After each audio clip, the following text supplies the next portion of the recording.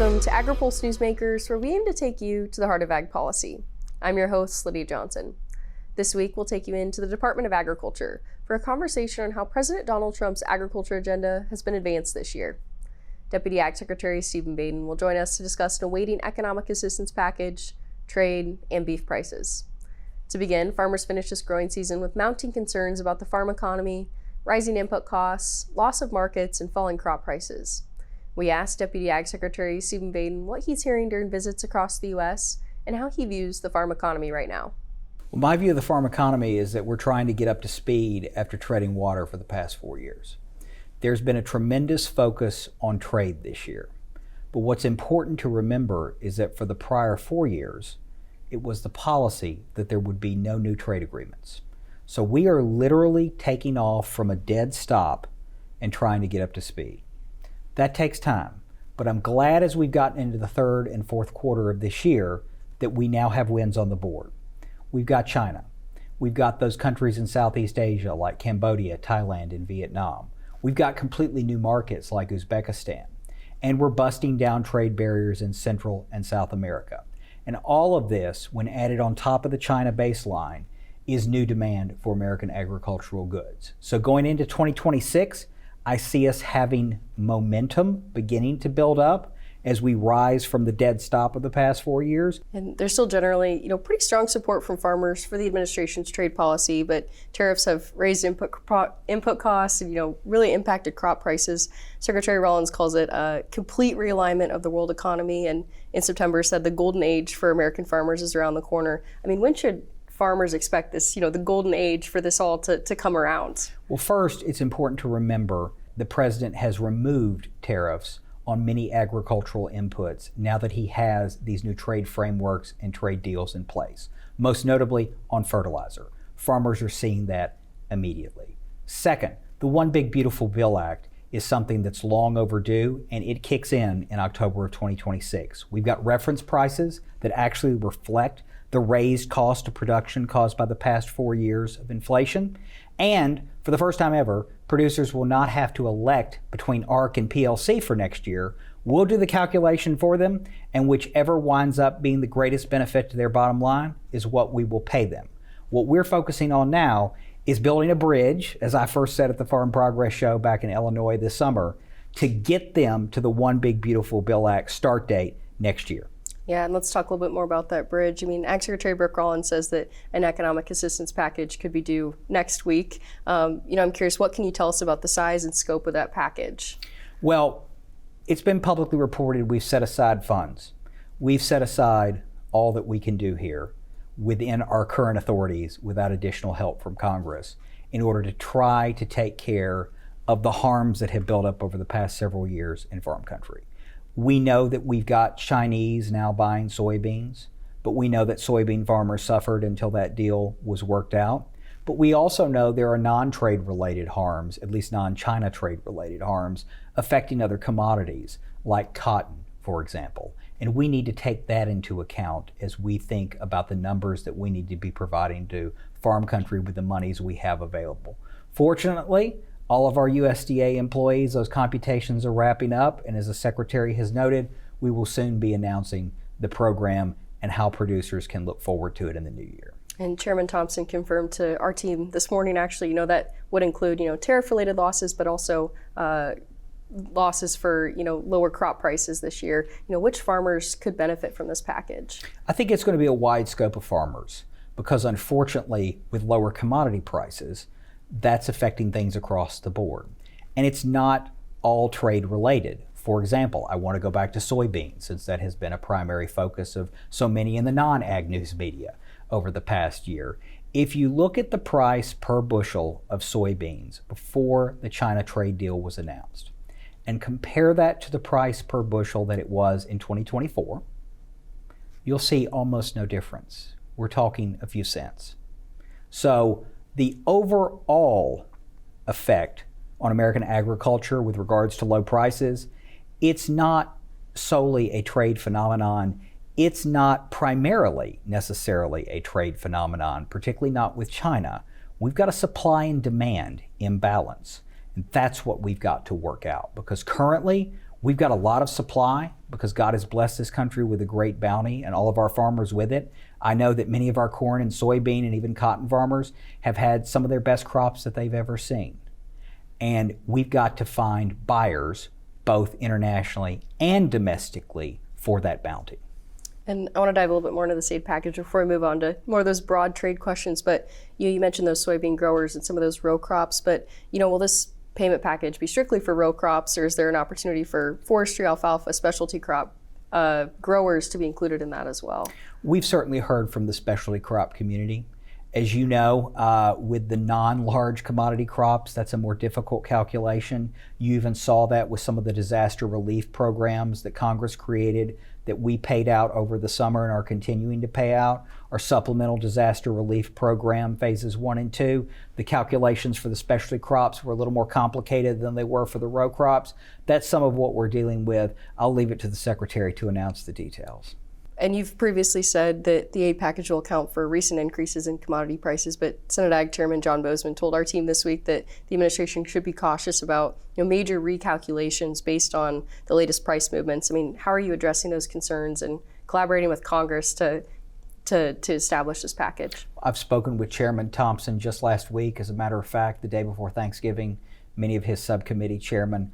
I've also spoken with Chairman Boozman's staff, the great Fitzhugh Elder. We've been definitely keeping them in the loop. We've been hearing their feedback. We've been sharing with them what we're thinking. It's been a good collaboration, and I think they'll see their input was taken into account.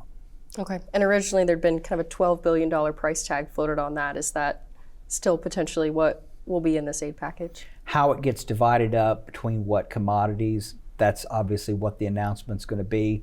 But we set aside that money for a reason, and it's our intent to use it. Some lawmakers say that this USDA package, still might not be enough. I mean, that a second aid package might be likely needed too. I mean, do you think that Congress could need to pass a second aid package after what will be expected next week from USDA?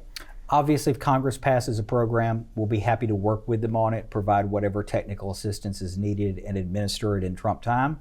But right now, we only have these authorities, and the money is provided by the Commodity Credit Corporation, so that's what we're focusing on. Because we know that come October of 2026, the One Big Beautiful Bill Act, which is thankfully permanent law with regard to these key changes it has made to farm programs and that have been needed for some time, it kicks in. We'll be back with more Newsmakers right after this. As a cooperative, our customers are our owners. They share our profits and help guide our business.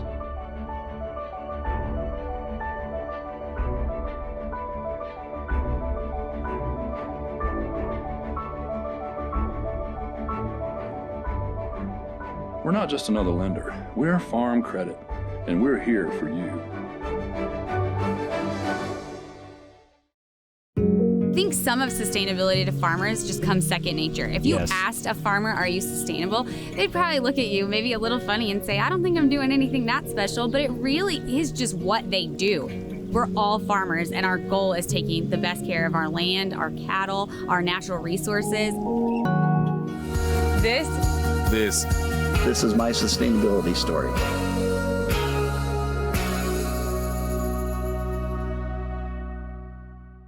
Welcome back. China paused many ag purchases this year in retaliation for tariffs imposed by the U.S. But the new trade deal requires a purchase commitment of 12 million tons this year and 25 million tons annually for the next 3 years. These purchase amounts are still lower than before the Phase 1 deal. We asked Deputy Ag Secretary Stephen Vaden if the commitments in the China deal are enough. First, it sets a baseline. These are minimum purchase commitments. They're not a ceiling. They're free to go over that. Second, it reflects roughly on average what was done during the previous 4 years. So in terms of overall change in demand, it reflects a baseline on which we're building with the other trade agreements that I mentioned, like in Southeast Asia, like with Uzbekistan of all places, like with Japan.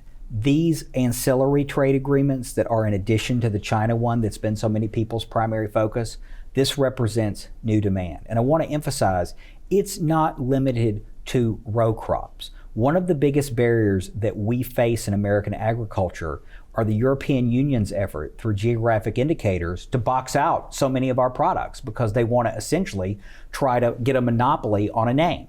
Everybody knows what Parmesan cheese is. Everybody knows what champagne is. The European Union thinks they're the only people who can use those terms. And when American producers make those products and want to sell them overseas, they don't want to have to deal with the competition.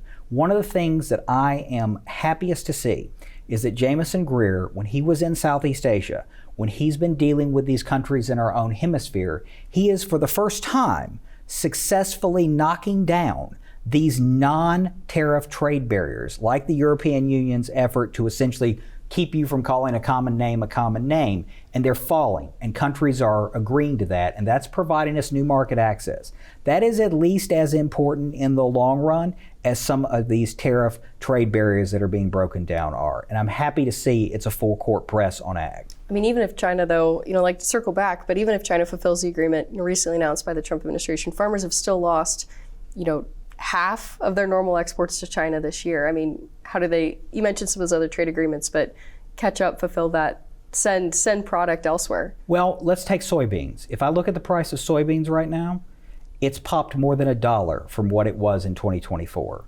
We're setting on highs of between 15 or 18 months, depending on what particular day you're looking at. This is because of more secure demand, a trade agreement that the market knows the president will be around for 3 years to enforce, and they know we're actually engaged in trade discussions as opposed to the previous 4 years when there were literally no discussions. That's the difference. That's why the soybean price has stayed up above $11, and it's sustained that momentum, and it's going to continue to have momentum because this administration will see to it that China keeps its word, and if it doesn't, there will be consequences. I'd like to pivot to the government shutdown. Some reports are still being released to catch up after the shutdown, and payments for programs like CRP were recently halted during that. What operations and programs at USDA are you still watching that need to catch up from that very long pause? Well, thanks to needless politics by the minority on Capitol Hill, most of this wonderful department, a majority of all our employees, were furloughed.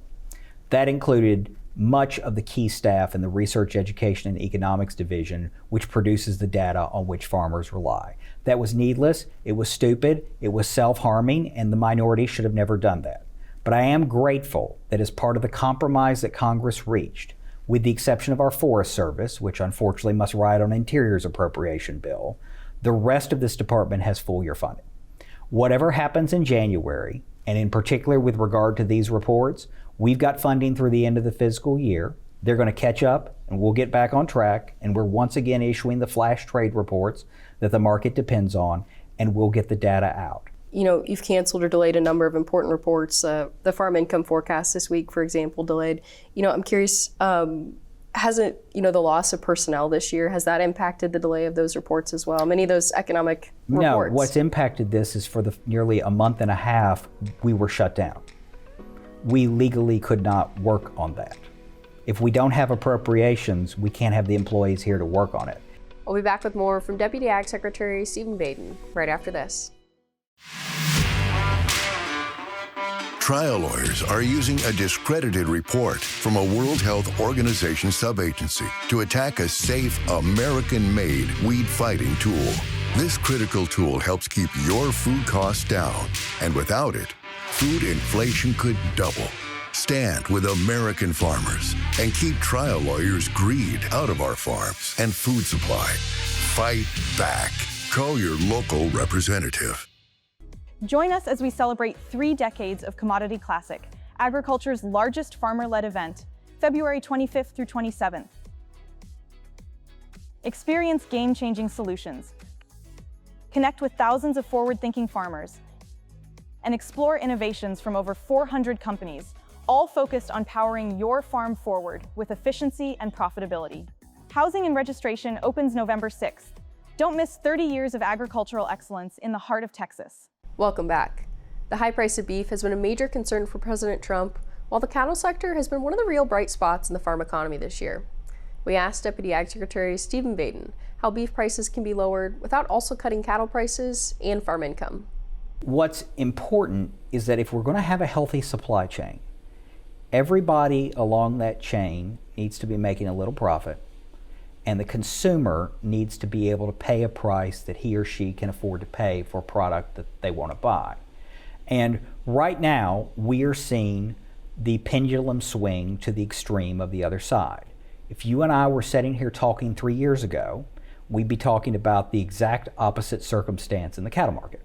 We'd have farmers who were hemorrhaging money. We'd have the packers who were making money hand over fist, and people would be screaming about that. Now we have the opposite side of the situation because, responding to the extreme situation of a few years ago, cattle producers followed the economic signals. They cut back on their herd size, and now we're seeing the results of that on the other side. What we've got to do is we've got to have a policy like that Secretary Rollins announced to help make those pendulum swings not be the boom-bust cycle that we're currently going through, the boom and the bust depending on which side of the equation that you're on. We need to have a steady supply of American beef. We need to make certain that the grazing lands, including public lands controlled by USDA and the Department of Interior, are available to grow the herd size. We need to get the government out of the way, and we need to ensure that where we end up is at some point closer to equilibrium, where, as I said, all three parts of the supply chain, the farmer, the packer, the grocery store, they're all making a little bit of money, and the consumer is benefiting as well with the price that they can afford to pay. Let's talk a little about, the consolidation in the beef industry, those packers. What is the administration prepared to do about consolidation in beef processing? I mean, that's been a concern of administrations of both parties. Well, let me step back because there's been so much focus on beef. Protein includes more than just beef. Apologies to our cattle producers, no insult mentioned. But we've got poultry and we've got swine as well. I don't want to forget that. There's a reason why I'm taking us back to that broader perspective.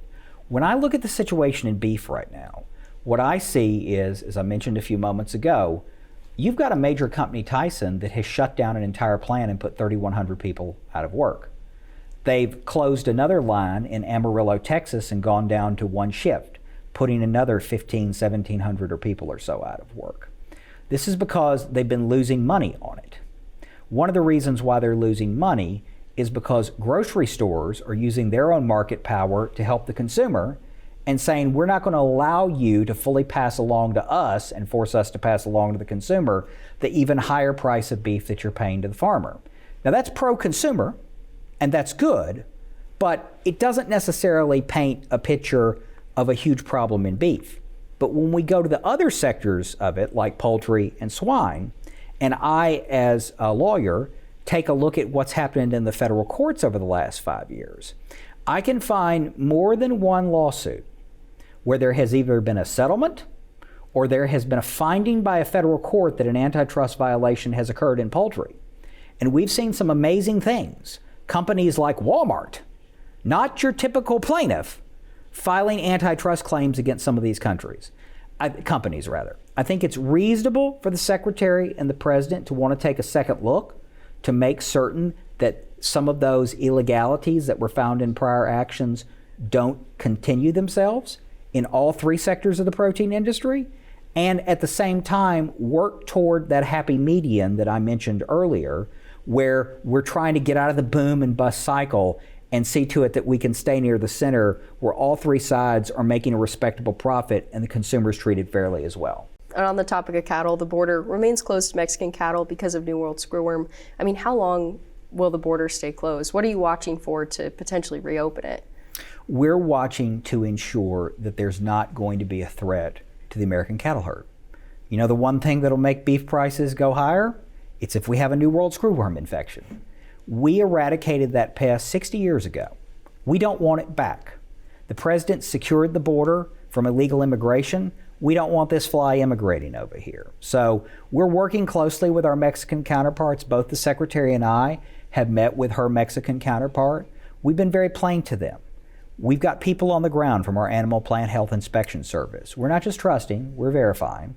And we're wanting to make certain that all of the protocols that both of us have agreed to on a voluntary basis are being followed. When we can be assured that the risk to the American cattle herd has reduced to an acceptable level, then we can talk about, in a staged manner, having a partial border reopening. We'll be back with more Newsmakers right after the break. I think some of sustainability to farmers just comes second nature. If you asked a farmer, are you sustainable? They'd probably look at you maybe a little funny and say, I don't think I'm doing anything that special, but it really is just what they do. We're all farmers, and our goal is taking the best care of our land, our cattle, our natural resources. This is my sustainability story.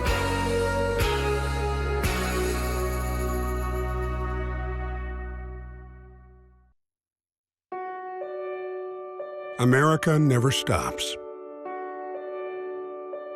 Thanks to the financial support of Farm Credit, neither do the farmers and ranchers who call her home. Since the beginning, we've been helping rural America show the world what hard work can achieve. But the job is far from over. And as rural America grows further, we'll be there. Welcome back. The USDA oversaw broad downsizing earlier this year. We asked Deputy Ag Secretary Stephen Vaden if the department is now running more efficiently. So we're committed to putting into place Secretary Rollins' memorandum. She has delegated to me the ability to do that. You can expect us to march forward through next year and get USDA not so much right-sized, as we did a lot of that through the deferred resignation program and voluntary decisions through our employees. We focused on voluntary decisions, not reductions in force, but to get us in the right place, and the right place not just now and for the future. So when you and I talk at the end of next year, what you and I will be talking about, I think at least in part, is that we'll be in Raleigh, North Carolina, we'll be in Indiana, we'll be in Kansas City, Missouri, Fort Collins, Colorado, and Salt Lake City, Utah. We will have redistributed the majority of our USDA employees to our new hub locations, plus other places where we already have leased office space. You'd like them already to be moved to those locations by the end of 2026? They will be. As a matter of fact, we're already moving to implement that. And you'll see that in the days and weeks ahead with public announcements. And I would encourage anyone who wants to know what we're doing, we're being very transparent. We have a website up where anyone, news media, USDA employee, member of the general public, you want to know where we are in our reorganization, what our latest announcement is, what we've done, we update that on a regular basis with where we are, the documents that support what we're doing, answers to questions, and there'll be more information posted there in the not too distant future about the comments that we have received and what our responses are to them, including through our tribal consultation.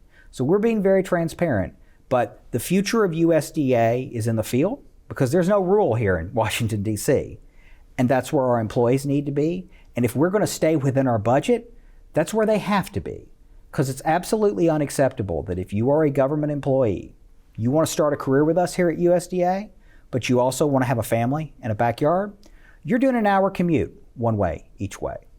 There are not a lot of people who want to do that for 10, 20 or more years. That's how long I want them here.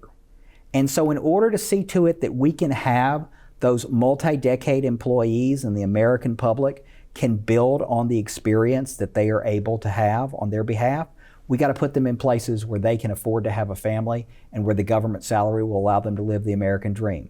And unfortunately, that's not Washington, D.C. anymore, but that is our 5 hub locations. And so that's where we're going there. And you mentioned you've kind of taken charge of reorganization. I mean, historically, the Deputy Ag Secretary role has kind of operated like a Chief Operating Officer role. I mean, how would you describe, your day-to-day responsibilities and how this role has kind of, shaped to your strengths? Well, in the Trump administration, we expect everybody to be able to do what's needed. Titles aren't so much important as ability. I'm grateful to work for Secretary Rollins. I'm grateful that she has trust in me and that she allows me to help her, whether it be on the operations of the department, whether it be as she's delegated the reorganization to me, or helping out on policy matters or messaging like we're doing here today. We'll be back with a look at the week ahead right after this.